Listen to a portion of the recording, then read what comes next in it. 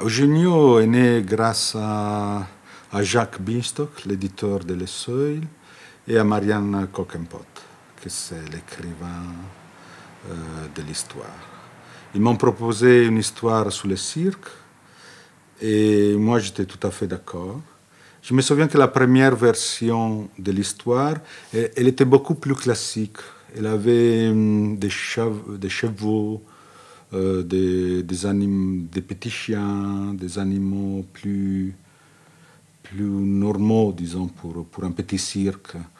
Et moi, ça m'embêtait un peu parce que j'aime bien dessiner les monstres, j'aime bien dessiner des animaux bizarres, comme ça. Alors j'ai proposé, pourquoi on fait plus un cirque un peu fric, un peu bizarre, avec des personnages un peu plus bizarres. Et Marianne, elle était tout à fait d'accord, et elle a changé les personnages et tout ça, et c'est sorti. Elle a écrit, il m'a fait lire, et après j'ai pris les textes, et j'ai commencé à faire les projets du livre. Ça m'intéressait dans cette période de faire un livre où il y a les textes, il était entouré du dessin. C'est-à-dire que les textes ils étaient bien mélangés dans les livres, dans les dessins. Et alors j'ai fait les mises en page, c'est toujours un grand dessin, normalement, la plupart, avec des couleurs où j'ai posé les textes dedans. Normalement, j'ai toujours eu des problèmes parce que les livres, je commence un livre, après je m'arrête, j'ai autre chose à faire, et après je continue. Et là, je crois que c'est le premier livre que je fais tout comment dire? La continuité. La continuité, oui. Merci Jean-Jacques. Et comment est né graphiquement comment sont nés les personnages? Oh, comme ça, j'avais déjà dessiné quelques clowns, j'avais déjà eu une expérience en faisant l'illustration de Pinocchio, qu'il y a un cirque, tout ça. Et j'ai commencé, on fait des croquis, des petits croquis, après ils sortent tous. Mais Eugenio, il est sorti tout de suite. Au départ, il était beaucoup plus dramatique, parce que c'était un clown qui pleurait, tout ça. Et après, j'ai tout nettoyé, les dessins, il est devenu plus sympa. Jean-Jacques, comment a commencé l'histoire du film?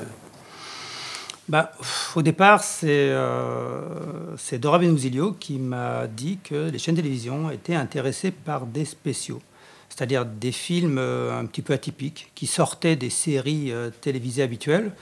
Et ce qui est assez rare, en général, les chaînes ne sont pas spécialement intéressées par ce genre de programme un petit peu différent qu'il faut essayer d'insérer donc dans leur grille. Mais là, l'occasion, c'était justement de faire un film pour Noël.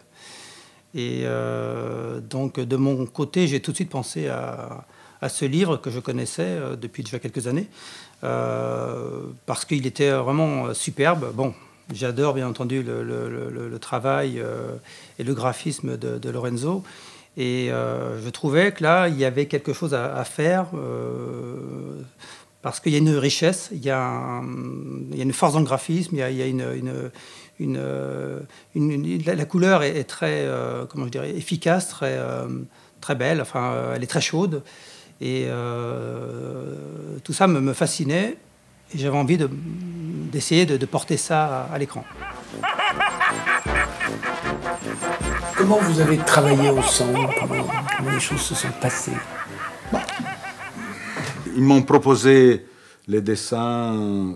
Lui, il avait déjà fait les essais des caractères, des personnages. Et ça m'a... J'ai dit tout de suite, il a très bien attrapé, saisi l'esprit de mon dessin. Et alors, j'étais d'accord qu'il pouvait faire le film, qu'il pouvait continuer. Et tout de suite, on s'est rencontrés. Et quand on s'est rencontrés, moi, je me souviens qu'on a parlé beaucoup, bon, d'abord de la technique des couleurs, ma technique des couleurs, parce que Jean-Jacques, il était intéressé à transporter au moins l'atmosphère de mes couleurs dans l'écran, que ce n'est pas du tout facile. Alors j'ai expliqué un peu la texture, comme je travaille. Mais je me souviens que la discussion plus intéressante pour moi, c'était sur le cadrage. Comme moi, je voyais un film d'animation sous cette... on parlait des profondeurs, des gros plans, des décors. Vraiment, ça m'intéressait beaucoup plus que la matière, que soit traduit dans l'écran l'espace, l'idée de l'espace, de mon dessin. Tu te souviens? Oui, tout à fait, oui.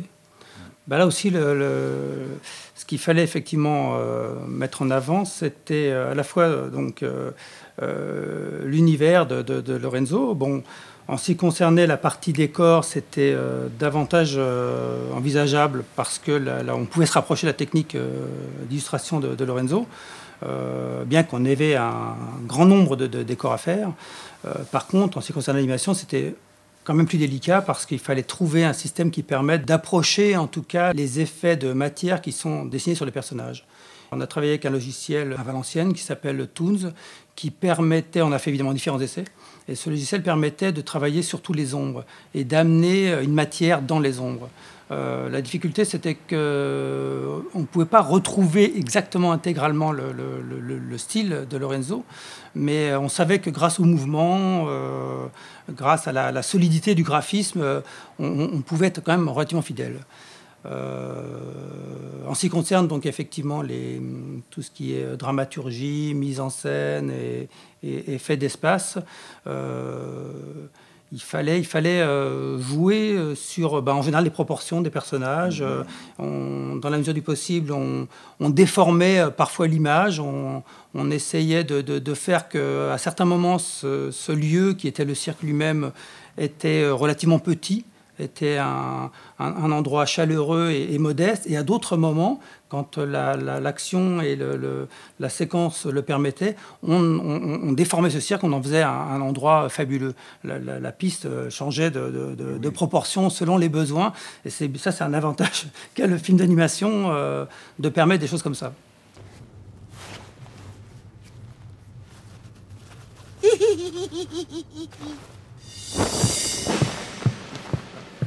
Quelles sont les différentes étapes d'un film d'animation? Dans un premier temps, c'est d'abord un scénario, bien sûr, comme n'importe quel film. Là, donc, l'adaptation a été faite par Catherine Taillefer. On n'a rien changé pratiquement à l'histoire. On a simplement essayé d'étoffer un petit peu, parce qu'il fallait quand même tenir 26 minutes. C'est vrai qu'avant tout, c'est un prétexte à montrer des personnages fantastiques et puis aussi à montrer un spectacle de cirque poétique, merveilleux, un peu étrange. Donc ce qu'on a voulu aussi mettre en avant, c'est les émotions qu'il y avait dans l'histoire avec ce personnage qui est adorable, mais assez souvent pathétique. Et on voulait essayer de traduire cette émotion. Ça nous semblait vraiment très, très important. Et ensuite, techniquement? Techniquement, donc, dès que ce scénario était terminé, on s'est lancé dans un storyboard. On a essayé de jouer ce storyboard de façon assez détaillée. En gros, un storyboard, c'est la mise en scène, la suite de plans qui va donc décrire le film. On souhaitait avoir un maximum de détails parce qu'on savait que derrière, plus on a d'informations, plus c'est facile derrière, au niveau d'une équipe, de faire suivre le travail. Le storyboard, je crois que j'ai mis à peu près 2 mois et demi quand même pour le faire. C'est un travail assez long.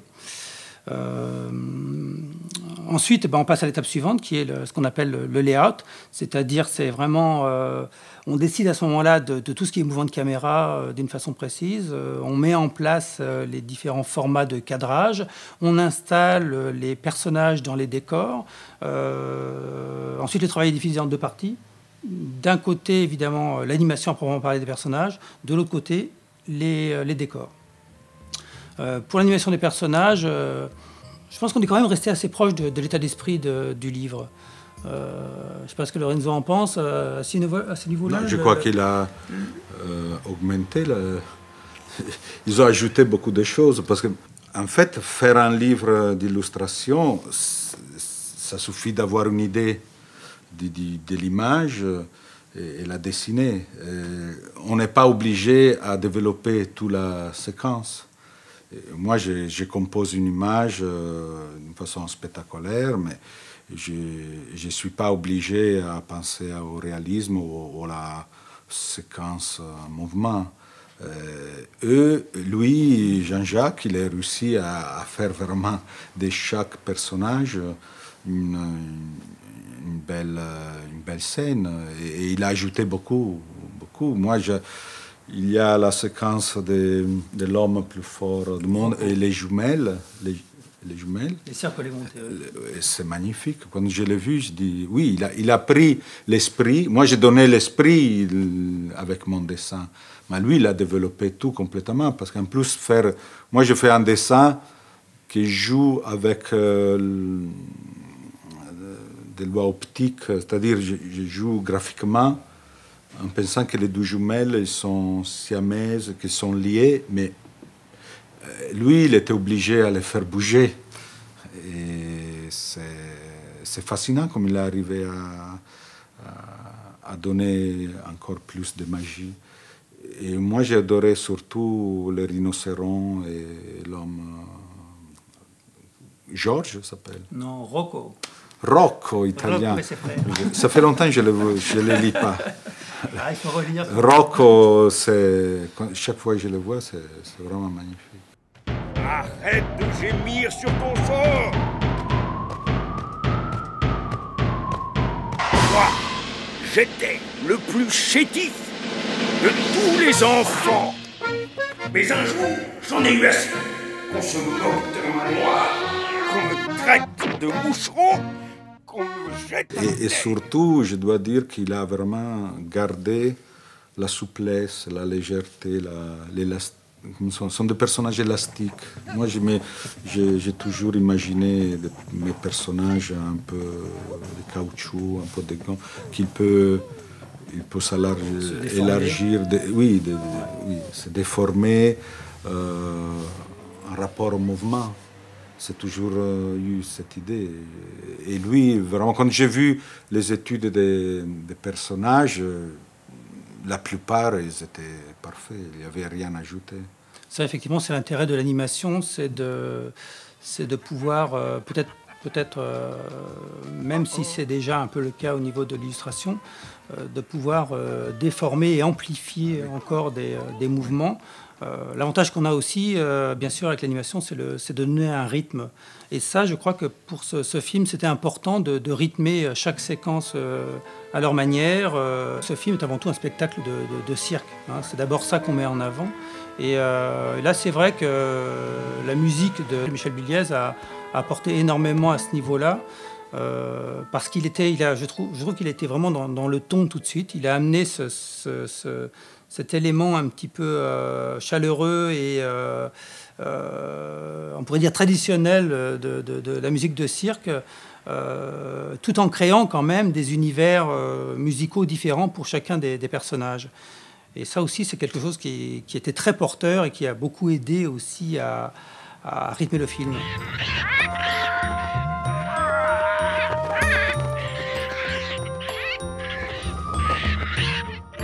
Silenzio!